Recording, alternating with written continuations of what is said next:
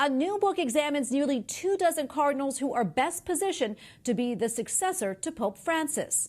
The Next Pope by Edward Pentin of EWTN's National Catholic Register takes a closer look at the cardinals who could potentially take over the chair of St. Peter after Francis's pontificate. The book from Sophia Institute Press will be available in early August. And the author, Edward Pentin, joins us now from Rome. Ed, welcome to the show and congratulations on the book. That's wonderful. Thank you, Tracy. Good to be with you. Ed, why did you decide to write this book? Well, I should say, first of all, Tracy, this is a collaborative effort. I actually joined the project later on. It was already in the works when I came. And it was really, the desire was to write it was really because of a sense of confusion among cardinals at the previous conclaves, that they don't really have enough information of the cardinal candidates to be Pope. And this really aims to fill that gap, not just for the cardinals, but also for the lay faithful.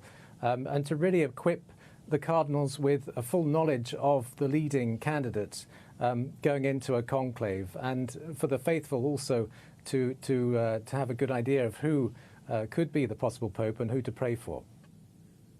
Ed, you list 19 cardinals that you think are most likely successors to Pope Francis. How did you determine that list? Well, again, this was a collaborative effort. As I say, I came to it quite late, but I did have some input into who could be put on the list.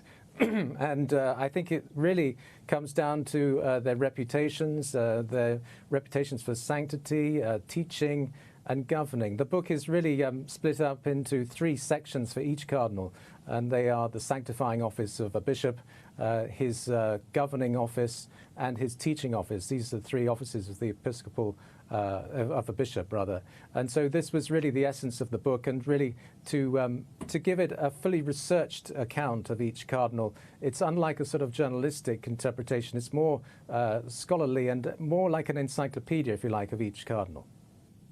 What do you think the reaction will be to your book, or what do you hope the reaction will be?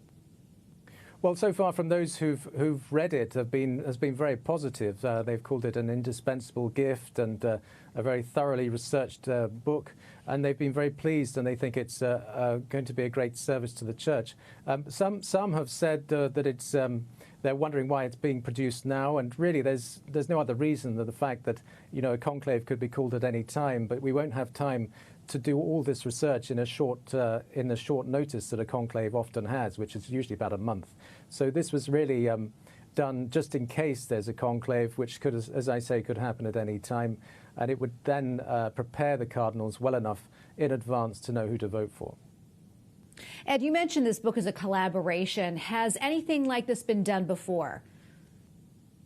Well, funny enough, they did. I mean, this tradition actually goes back to the Middle Ages, when diplomats and reliable writers were actually given the task of doing this kind of thing. So it has a long pedigree, and so this is really nothing particularly new. And we've always seen, of course, journalists coming out with a sort of top 10 papabile. It's not really like that. It's more like those previous efforts to really help cardinals know who to vote for.